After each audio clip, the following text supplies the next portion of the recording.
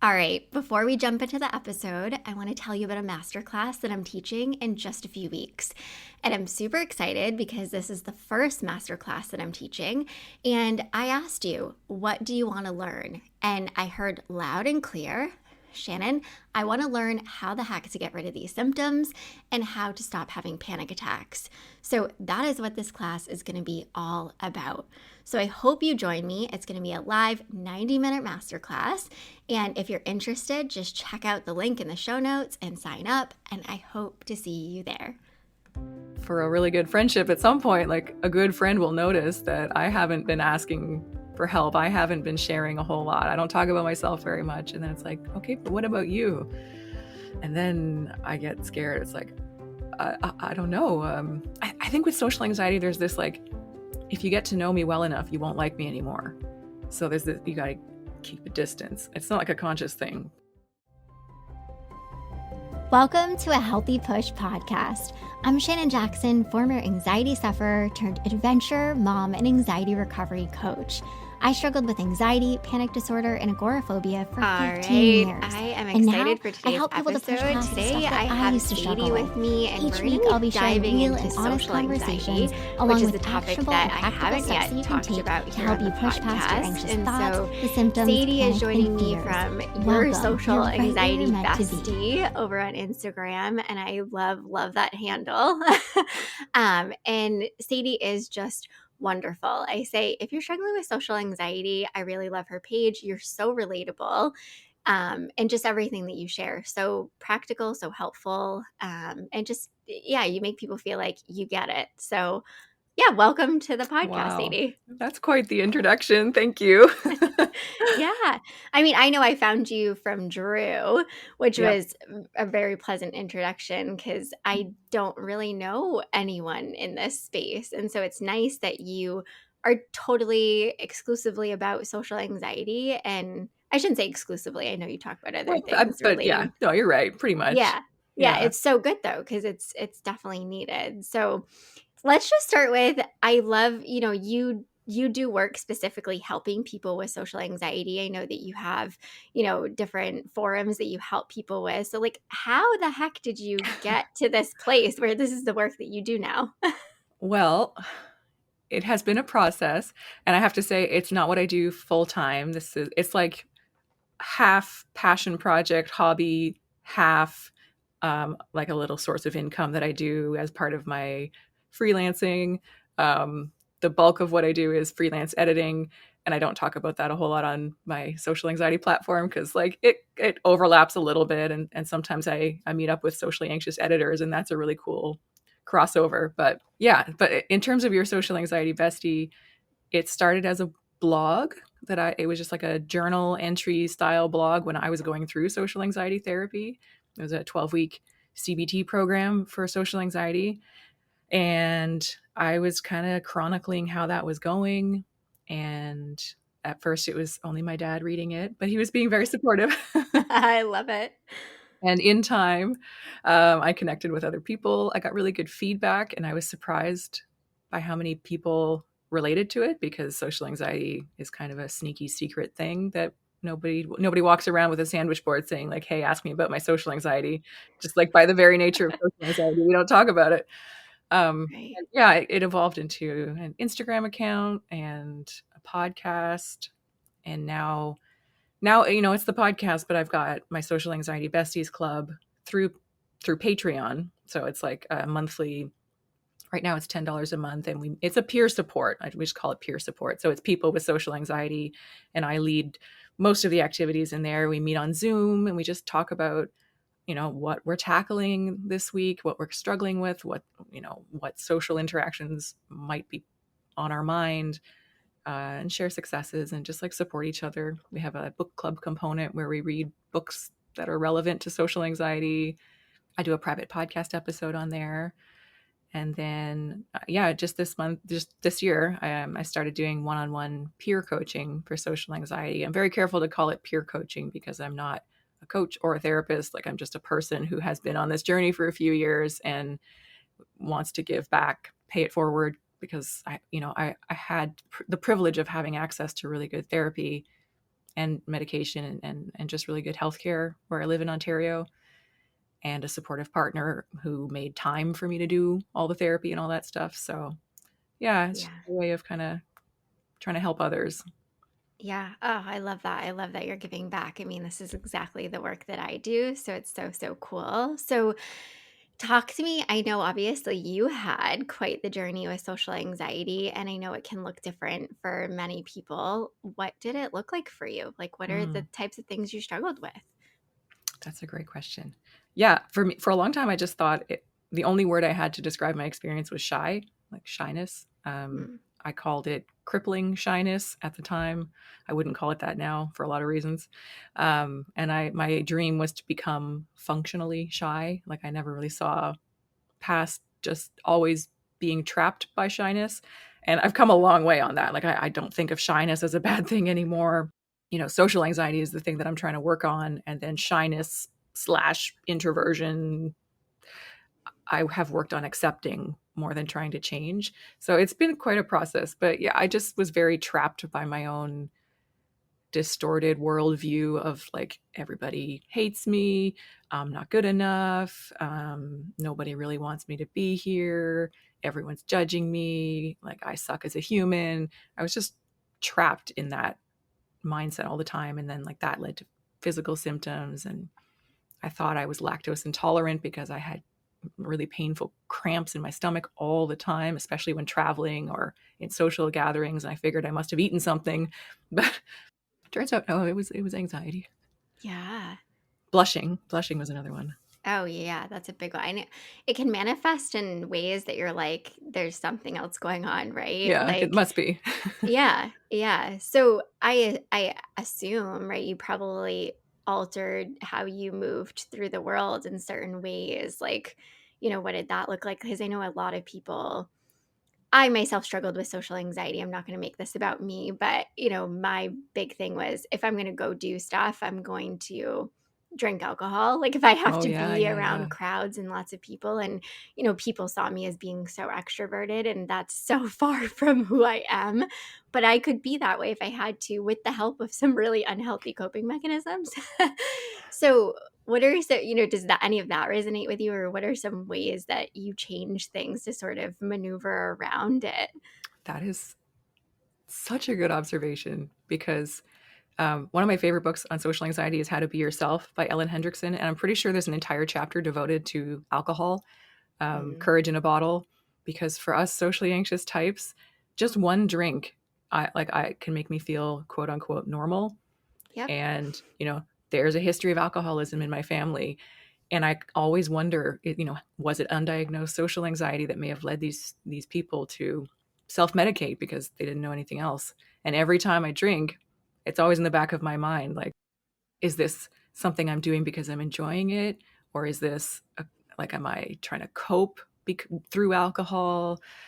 I think about that a lot, and I guess just avoidance is how I went through the world. Like avoidance is the thing that keeps social anxiety going, because something scares you, so you avoid it, but then you don't get the practice and the experience of whatever social interaction you've avoided, and it just reinforces the fear, and then you get rustier and rustier. It's like the trap becomes smaller and smaller. That's how it was for me. Oh, yeah. I think it's that we think, right? If I just don't do it, I'll Hmm. feel okay. And by avoiding, it makes me feel better. Yeah. Sure. In the short term, it probably Temporarily. does. Right.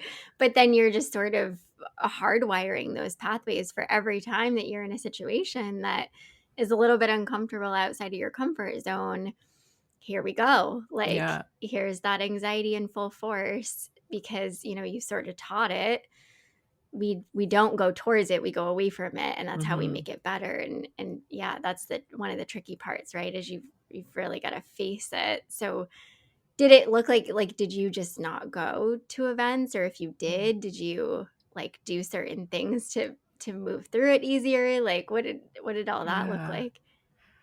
I definitely avoided the scarier events unless I had a safety person with me, like going to a dinner for the swim team. I would only go because, my dad and my stepmom were also on the swim team. So if they were going to the end of year dinner or the Christmas dinner, then I would go with them. But if they weren't going, there's not a chance I would go. Or I would travel if a friend was traveling and invited me.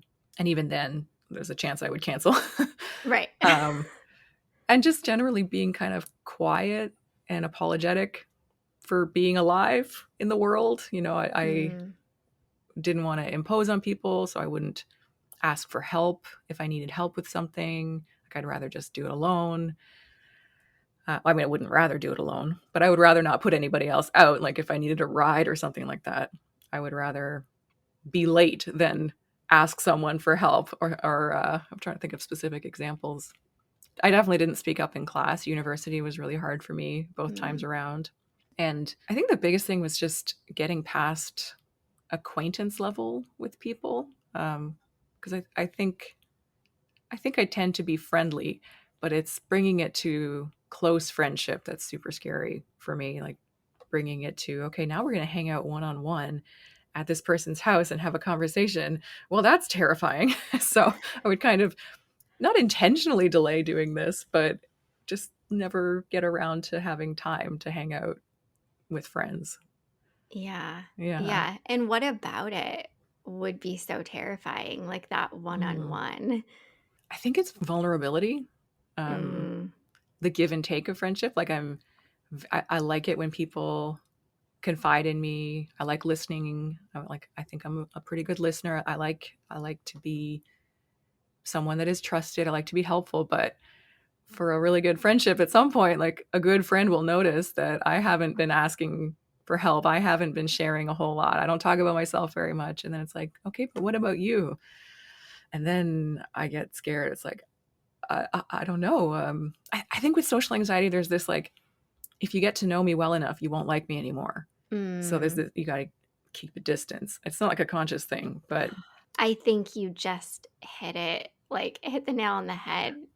I think that's underlying for so many people, right? Like, I am so reserved, I'm so shy, all these things. And I think what's under a lot of that is if I show you who I really am, you might not like it, or you yeah. might not want to be friends, right? And like you said, it's the vulnerability of it. Like, I have to put myself out there to, like, maybe be judged and have people, think whatever they might. And oftentimes they think, what we're kind of thinking and worried about and all that stuff is perception of our own, like, internal struggles, right? And not necessarily what somebody else is probably thinking. But I think we take all of that and put it on the other person, and they're like, we make these stories of, like, they're not going to like us, we're not this, we're not that, we don't have much going on, we don't have much to offer, like, what all those stories, right? I think are such a big part of it. Yeah. I think it's, I'm afraid they won't like me because I'm actually unlikable as a person, or I'm afraid they won't accept me because I'm an unacceptable person, or they will judge me for my clothing because my clothing is objectively ugly on me. Like, it's that extra step that brings it into all that shame and this feeling that there is something secretly broken and bad about you that they will find out if you hang out long enough. And then and whatever they think, if it's negative, they're right. That's like this Right. big fear.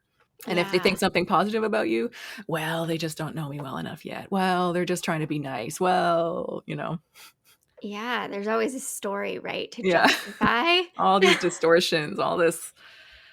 Yeah. So Yeah. social So anxiety is not.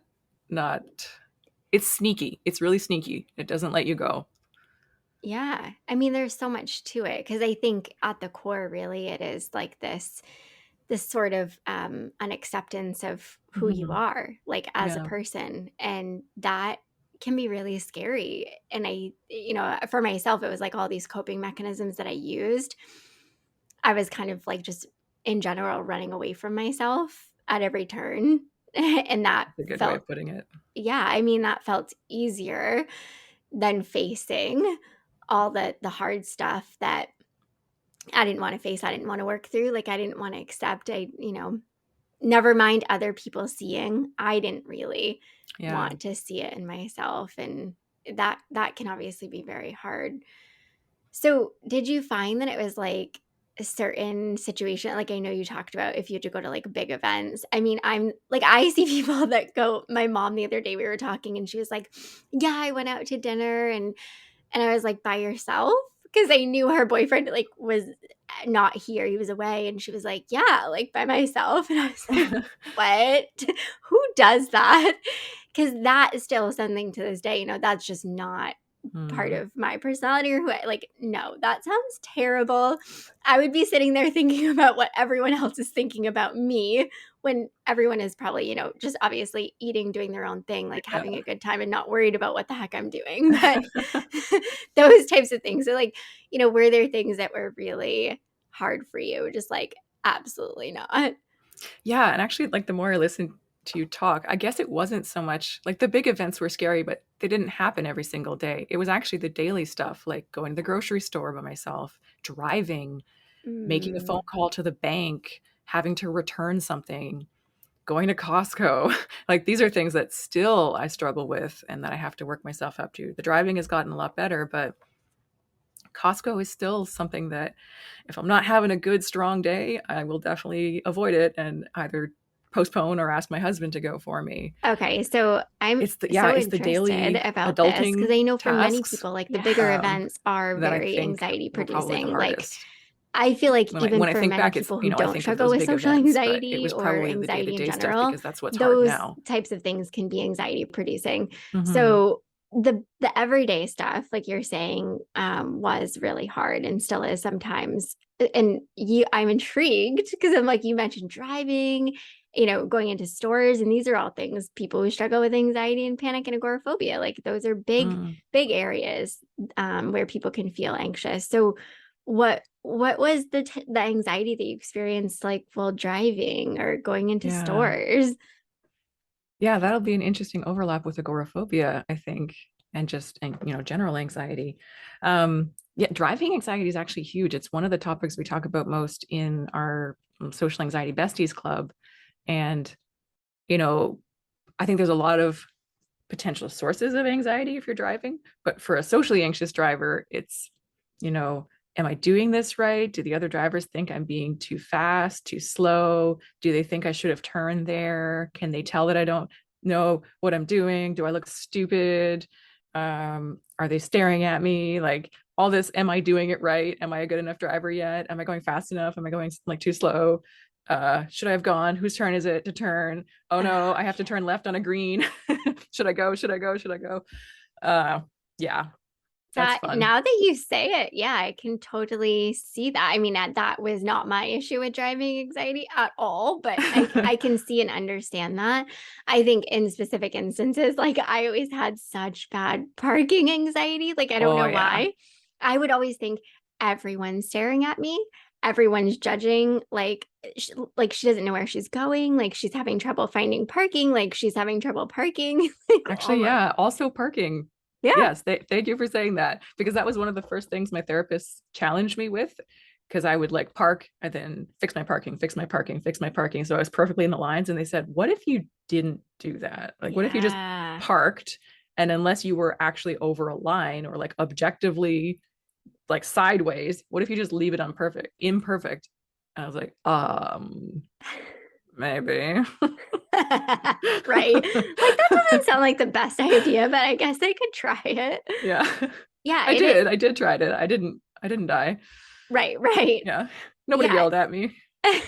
Right. I think that's such a good thing that you hit on too, right? And I think like I would be worried more so about what you were saying, like what people would think, but Yeah. then is somebody gonna like tell me that I'm doing something Yeah. wrong or doing something that I shouldn't be doing? Which then opens up a whole other can of worms. Like, okay, if someone like brings conflict to me, am I gonna cry? Yeah. Do I try to fight back? Because I can't, because I'm gonna cry. Because that's just how my body responds to stress by crying. Some people get angry, I just cry. How am I gonna handle that? And then there's like all this catastrophizing and thinking of like it basically ends with the zombie apocalypse, whatever the situation is. So Right. I would rather just park perfectly. Right. Right. Yeah. Rather be invisible than anyone Yeah. see. Yeah. I don't I'm want to be just the cause of the zombie apocalypse in a parking lot. I want to tell you about something that I recently discovered and I absolutely love: Branch Basics. I'm so excited to share this with you because Branch Basics offers non-toxic cleaning products that actually work. And this is something that I can get behind because I truly believe that toxins can negatively contribute to our physical and our mental health. And I'm a huge fan of ditching the toxins and living as naturally as possible. Because these products are non-toxic, fragrance-free, and pure, it really makes me feel safe and at peace with what I'm using inside of our home. And I use these products on everything. I'm talking countertops, laundry, floors, toilets, and even in the dishwasher. So if you're wanting to make the switch and toss the toxins, check out Branch Basics and use code AHEALTHYPUSH at checkout for 15% off. Or just grab the link in the show notes. So what is it like? What was it with stores? Like, I'm curious Mm, about that too, because I know obviously there, social anxiety pops up in many different scenes. And I feel yeah. like the majority of what you hear is like going to bigger events or going to restaurants, going to bars. Like, I can understand, not that I don't understand the other stuff, but it seems much more like Hmm. straightforward. But like, going into stores, doing everyday tasks, like what did that look like? Yeah, that's hard because if you avoid it, if it's grocery shopping, then you start running out of food. Like you really can't avoid it. I mean, you can delay it, but you can't really avoid these day-to-day living tasks. And it like if it was grocery shopping, then basically everything was a potential for being judged. Like, am I pushing Mhm. my cart in the right way? I don't have these fears as much anymore, but it was like I want to be invisible. Pushing around a gigantic cart, especially a Costco sized cart, I don't feel invisible anymore. Now I feel super exposed and clunky and in the way. And like, what if I need to make a quick escape, but I have a shopping cart full of things? Um, are people judging what I'm taking? Like, do they think I'm unhealthy? Should I get the dairy first? Or should I go get the cereal? Like, what order is the right way? How do functional people grocery shop? There's a lot of like, what is the right way of doing this? Overthinking. And it's not Yeah. rational, but it's exhausting because then like you're constantly having to think, no, it's okay if I get the milk last or first. Either way, it doesn't matter. But I'm burning through my mental energy just to remind myself that I'm allowed to shop however I want. And then I'm not even at checkout yet, where I have to wait in line and place things on the thing. And then do I pack myself or do they pack? And like, am I being friendly enough to the cashier? Am I being fast enough packing my groceries? All sorts of things. Or like, am I going to bump into somebody who's trying to sell me a store credit card? Because that's super awkward Uh, when I don't want a store credit card. Yeah, or do you want to Yeah. donate? And I'm like, oh Oh my yeah. gosh, am I gonna look like a terrible person if I don't donate? I'm barely keeping it together. Please don't talk to me. Right. Yeah.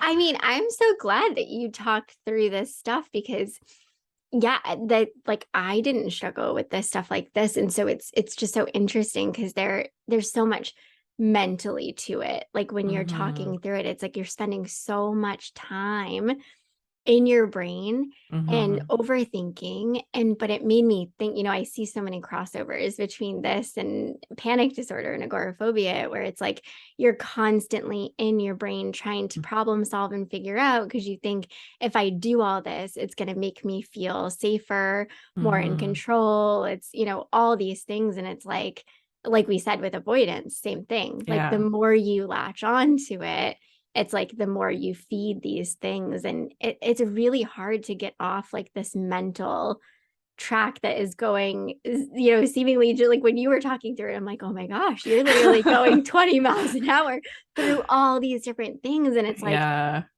like you said, this sheer exhaustion of the thoughts, and then it starts turning into feelings like you were saying, Yeah. you experience all these symptoms, and I'm sure that stuff in many situations and times, right, made you feel like I've got to get out of here. Like, let's just Yeah. leave and not do this. And like, when you were talking, I was thinking a lot of people struggle with the digestive symptoms, Mm-hmm. which that was always me, like super. Same. Oh yeah, if I was anxious, my stomach was a mess. Like there Yeah. was no ifs, ands, or buts. So, it's just so I'm curious, and I know people are obviously probably like, all right, what where do you feel like was a light bulb like Mm-hmm. breakthrough moment, like when you started to go through this program and therapy, like what is something big that really like hit you that was like, whoa, like this is going to change the game? Yeah.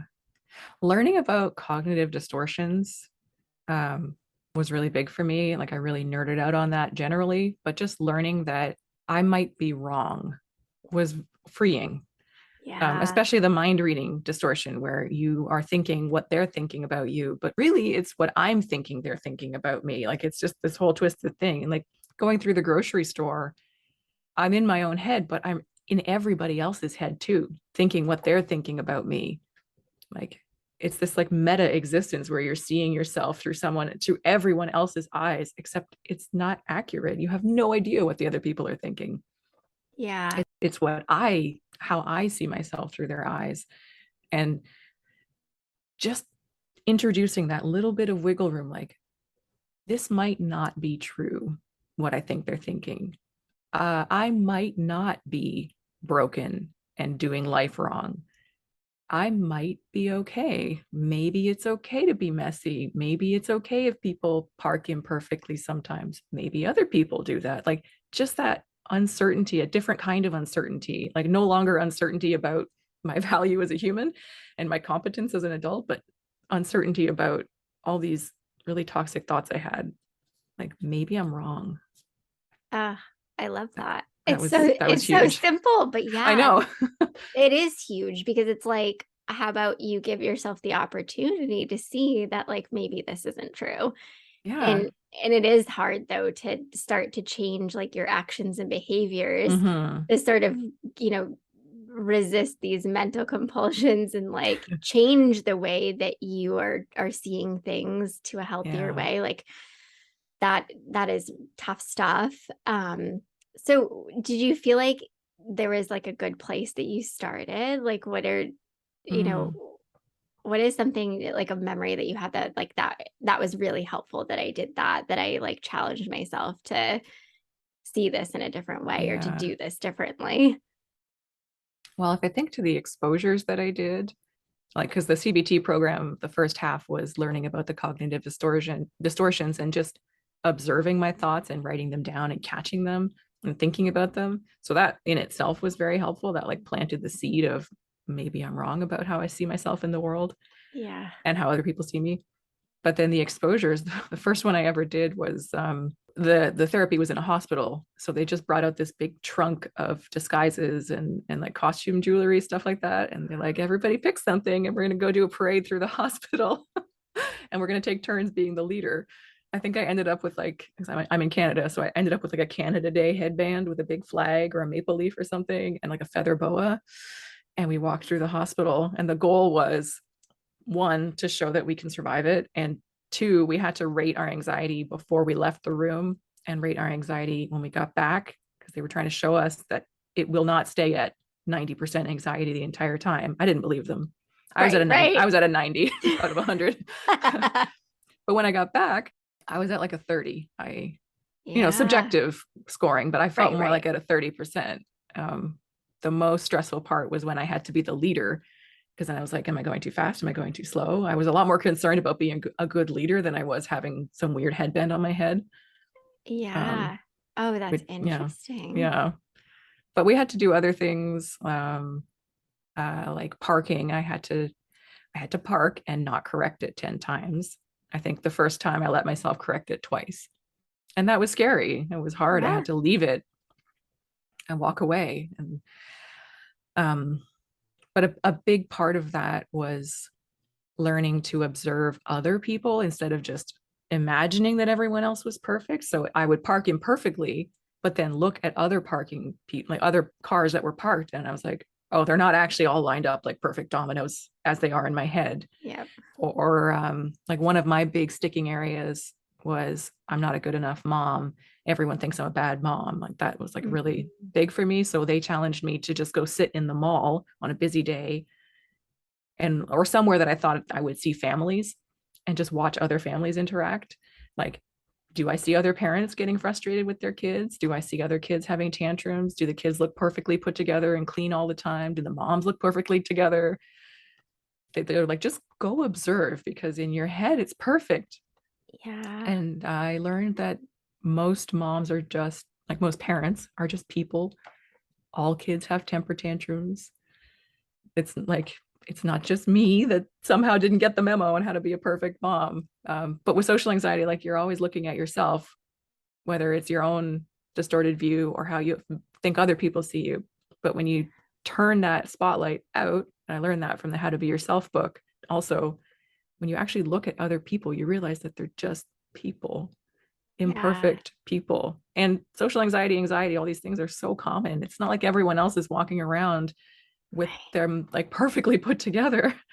Right, right. Oh, I know. Yeah. I would always sit there when I was struggling with driving anxiety, and I would look all around me and I'd be like, all these people are so chill and so Yeah. like at peace and just driving and like doing their thing. Like, why can't I be like Yeah. that? And it's just like, that's not how it actually is. Yeah. A lot of Maybe people they're are not. right, right. A lot of people are also moving through the world very imperfectly, and that's also okay.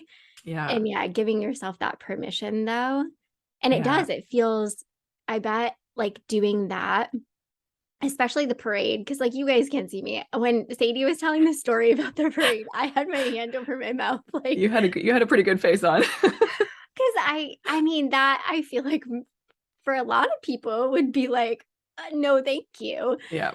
And, allowing yourself to do some of those things and to see, like, okay, yeah, like this is anxiety producing. This feels really uncomfortable, but this is not going to stay at this level. Like Yeah. it, and it's so true. But like getting to that point where you do that, right? You have the willingness to say, I'm just going to do it, Mm-hmm. is so hard because it feels so risky. It feels like, Risky. Yeah. yeah, like who knows what's going to happen? Like there are so many things that could happen, right? So many uncertainties. And, I think, but it's so freeing when you start to see, yeah, there are so many uncertainties, but a lot of this stuff is okay. Like Yeah. it's uncertain, but it's okay. Like these things can happen and I'll still get through this and I can still do this and I can still, Yeah. have fun or whatever it is. I I can't say that I would do the parade though. I wouldn't have thought of that on my own for Right. sure. Right. But it's so good. I love this stuff because as silly as it sounds, you gave the perfect representation of what a lot of people worry about is I'm going to do this thing and anxiety is going to be a 10 out of 10 the whole Yeah. time. I'm not going to get a break. It's going to be so awful. I'm not going to be able to handle it. And Yeah. then you do it and it's like, oh, it doesn't stay at a 10 out of 10. It does Yeah, actually come down exactly. and I actually might like have enjoyed myself there for a minute. Oh my gosh, who Actually, could have yeah, thought? it was kind of funny to see people laugh and Yeah, smile at us. And I mean, we were in a hospital, so they were pretty forgiving. Like we right. could have been anybody, like we could have had any backstory there for why we were doing this. Right. That's Yeah. awesome. I love that. So at the beginning, I'm so stuck on this because I'm like the way that you described this when we first started talking is, you're a shy person. I'm a shy person, but I think, it can get to a point where you're having a lot of issues just doing day-to-day stuff and it can really impair you. And Hmm. so you said the goal is kind of getting to a space where you can be functionally shy. And I love that because it's not like you're not going to take the shyness away, right? Like, let's not focus on completely taking the shyness away. I think that's like the same thing with anxiety, right? Like, Yeah. just take anxiety away and I won't have a problem. It's like, Yeah. oh no, that's not true. That sounds glorious, but no. Yeah. So, yeah, not taking the shyness away, like allowing yourself to still be shy, but like, how could this look differently? I Yeah. love that. So, how have you become like more functionally shy? Hmm. I like that question. It's interesting that you like you stuck on that. You came back to that because that is something that I have spent so much time thinking about. Because if you know you're a shy person and you also have social anxiety, where's the line? And like I've talked to lots of like my therapists about this, like how much do I accept and how much do I change? And it kind of came down to like social anxiety is the irrational area of fear. Like everyone has a little bit of social anxiety. Everyone cares. Like we're social creatures. Everyone cares what other people think. The goal is not to become 0% socially anxious, because I don't even know what that would be, like a sociopath. I don't know. Right. My husband. No, I'm just kidding. My Edit husband. that. Right. Edit that out if you must, Yeah. Adam. Yeah. Same. Yeah. So I always talk about the How to Be Yourself book because I love it, but she describes living well, or like being yourself as like, who would you be without fear? Like if I wasn't afraid, would I do this? Am I not returning an item is kind of awkward no matter what, but like, am I not going to this party because I don't like parties, or because I'm afraid that any number of things, like they won't like me, they didn't really want me to go, like those things. If I'm afraid, maybe I need to challenge that. If I just don't want to go, that's okay, unless I've made a commitment or whatever. But like, it's okay to not want to do certain things. And that was pretty big for me. The goal is not to go from where I am now to one of the most extroverted, eloquent, charismatic, socially outgoing person in the world. Like that's not going to be me. It's okay to be me, just like not having my stomach in knots all the time and like sweating and blushing and tearing myself apart on the inside. Yeah. Yeah. Oh, so good. Like there's so much gold in what you just said. Like truly, because I think, people always have this sort of end goal and it's always like two extremes. And it's like you can say no sometimes. You don't have to always do the things. You don't have to completely change who you are. You don't have to get rid of the shyness. Like you don't have to go from being introverted to being extroverted. Like none of this is part of the healing process. And I think also too a big part of the work you do has had to have been very therapeutic and helpful for you, because for somebody who struggles with social anxiety, and I know I'm like speaking to my own experience too, it can be really hard to talk about the stuff and to put it out there. And, it's the work that you're doing to, sort of practice what you preach is beautiful, and to help other people. And, to say too, right? Like, I'm not all the way there. Like, I don't have this all figured out, but I like am just so I love this functionally shy. Like I think you've like you should capitalize on this trademark. That I don't know. Functionally shy, yeah. Yeah, it gives so much permission. And I think that's what a lot of people need is like you don't have to get rid of, some major parts of who you are. It's okay that you're shy, but you can live a beautiful, fulfilling life, joyful life, and still be shy. And it can look differently how it might look right now. I love that. And even with driving, I don't need to be someone who can drive through the busy streets of New York City. I just need to be functional for the driving that I have to do. Yes. That's it. Oh, so good. So good. Yeah. Like, it's so funny that you said that because we go to New York City a couple of times every year. My brother-in-law lives there, and we went like a few months back, and I posted a reel about it. And somebody says, yeah, but could you do that alone? Like, could you have gone the trip alone? Because I went with my husband and my daughter. And I was like, well, one, I wouldn't want to, because would you want to? Right. Like I do these experiences with my family because I love them and I want to share these memories. So it's okay that I'm not doing this alone because I don't want to. Yeah. But two, the other thing is, right, like I don't have to, like I don't have something to prove. Like I don't need to be the person that goes out to dinner alone like my mom. Like I don't need the if you person don't like that. Right. Like and that I think that that's so good though, because you hit on something that a lot of people struggle with. I have to, because otherwise I Mm, won't ever heal from this. And it's like, yeah. no, no, no. Give yourself some breathing room there. Like it doesn't have to look like that. Yeah. I mean, like, I would probably the only time I would do those things was like, well, I guess it was unavoidable for some reason. But if I was doing a specific exposure to challenge the fear and make myself uncomfortable, then maybe, yeah, I would go have dinner at a super fancy restaurant all by myself in jeans and pajamas or something. Like, I wouldn't want to do that. I can't see myself doing that, but I could do that if that was a fear I needed to face for some reason. Yeah. Like if there was a reason for doing it, like maybe I would do it then. But Yeah. it's not something that I need to be able to do on a daily basis. Like that's Right. not really I don't have to like doing that. Yeah. Oh, I love Yeah. that. All right, Sadie. So you have so much goodness to offer. Thank Like, if you. people want to connect with you further, find you, where can they find you and learn more from you? Well, I have been quiet on Instagram over the summer because the kids were home, but at your social anxiety bestie on Instagram is usually where I hang out. The podcast is also called Your Social Anxiety Bestie. It's been on a summer break, but it's gonna be coming back in September.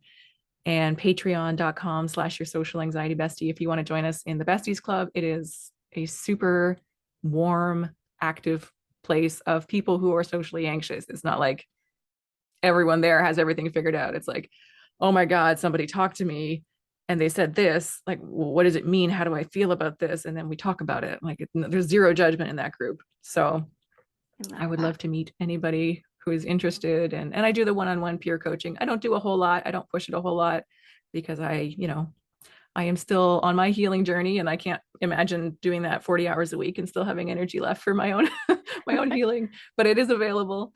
And yeah, I love it. I love connecting with people and helping them realize that they're not broken and bad and they're not alone. So good. So good. Well, keep doing the amazing work. I love it. Thank And you. thank you so much for coming on. It's been such a great conversation.